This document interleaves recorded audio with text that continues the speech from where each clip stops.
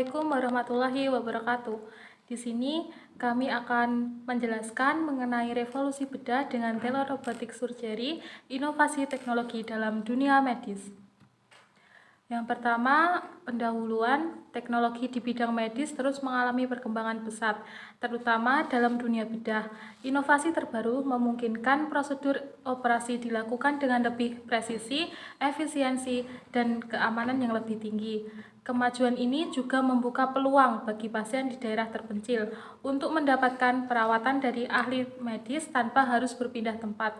Dengan dukungan teknologi canggih, prosedur bedah kini semakin minim invasif, mengurangi resiko komplikasi, serta mempercepat proses pemulihan pasien. Apa sih itu telerobotik surgery?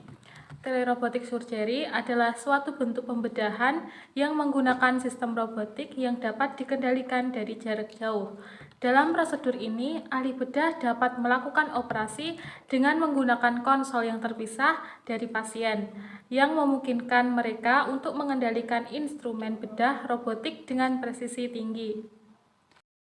Yang selanjutnya ada studi kasus. Studi kasus telerobotik surgery berfokus pada penerapan sistem robotik dalam prosedur bedah tertentu, analisis hasil, dan evaluasi dampaknya terhadap pasien dan ahli bedah. Contoh studi kasus, telemedicine and remote surgery. Deskripsi. Dalam beberapa kasus, telerobotika digunakan untuk melakukan operasi dari jarak jauh, di mana ahli bedah berada di lokasi yang berbeda dari pasien. Ini dapat sangat berguna di daerah terpencil atau dalam situasi darurat. Hasil. Studi menunjukkan bahwa prosedur ini dapat dilakukan dengan aman dan efektif, meskipun ada tantangan.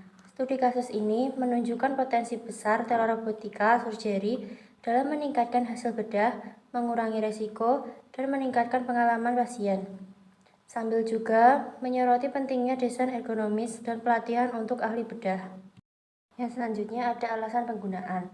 Telerobotik surgery menggunakan media interaktif untuk meningkatkan akses dan kualitas pelayanan kesehatan, mengurangi trauma dan risiko infeksi, serta mempercepat pemulihan pasien.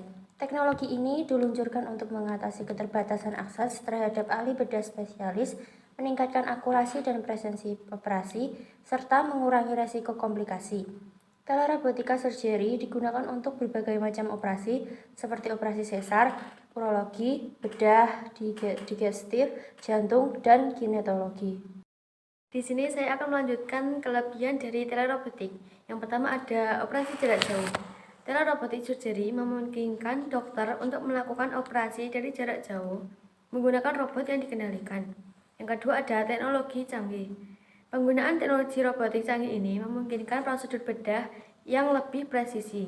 Dengan telerobotik, dokter dapat melihat area bedah dalam gambar 3D dan melakukan tindakan dengan akurasi tinggi. Yang ketiga ada peningkatan akses layanan kesehatan. Inovasi ini bertujuan untuk mengatasi kendala geografis dalam akses layanan kesehatan, memungkinkan pasien di daerah terpencil untuk mendapatkan perawatan medis berkualitas tanpa harus melakukan perjalanan jauh. Manfaat klinis, telerobotik surgery diharapkan dapat meningkatkan akurasi bedah, mengurangi rasa sakit, dan meminimalkan risiko infeksi yang sering terjadi ketika pasien harus berpindah-pindah rumah sakit. Selain itu, teknik ini juga memungkinkan kolaborasi antara dokter dari berbagai lokasi untuk hasil yang lebih baik. Kekurangan. Berikut ini adalah kekurangan dari telerobotik surgery. Yang pertama ada risiko komplikasi. Terdapat risiko komplikasi terkait penggunaan robot, termasuk kesalahan teknis dan malfungsi robot. Yang kedua, waktu operasi yang lebih lama. Prosedur telerobotika seringkali memerlukan waktu operasi yang lebih lama dibandingkan dengan metode bedah konvensional. Yang ketiga, kurva pembelajaran yang curam. Penggunaan robot memerlukan pelatihan yang intensif yang dapat menyebabkan kurva pembelajaran yang lebih curam bagi ahli bedah. Yang keempat, kurangnya kemampuan untuk merasakan sentuhan. Hal ini dapat mengakibatkan penggunaan kekuatan berlebihan saat memanipulasi jaringan, beresiko menyebabkan cedera. Yang kelima ada cedera saraf. Posisi pasien yang tidak tepat selama prosedur dapat menyebabkan cedera saraf. Di sini apa saja sih tantangan di balik telerobotik? Pertama, koneksi internet harus benar-benar cepat dan stabil. Kalau ada sedikit saja keterlambatan, bisa bahaya. Kedua, biaya alat ini juga tidak murah. Jadi, untuk sementara teknologi ini masih terbatas pada rumah sakit besar. Dan selain itu, meskipun robot membantu memperlancar operasi, dokter tetap perlu keterampilan dan pelatihan khusus untuk mengoperasikan teknologi ini. Oleh karena itu, tidak semua rumah sakit bisa segera menerapkan teknologi ini. Inovasi yang bisa diterapkan dalam telerobotic surgery antara lain, yang pertama sensor IoT dan Internet of Things untuk memantau kondisi pasien secara kontinu dan otomatis, serta mengirimkan informasi vital ke tim medis. Sensor IoT dapat dipasang pada pasien untuk memonitor suhu badan, tekanan darah, denyut nadi, dan lainnya. Data ini dapat disampaikan secara real-time kepada dokter yang mengontrol robot yang memungkinkan respon cepat jika ada perubahan atas kondisi pasien. Kedua, robot multi tujuan untuk meningkatkan fleksibilitas operasi dengan robot yang dapat melakukan berbagai tugas simultan.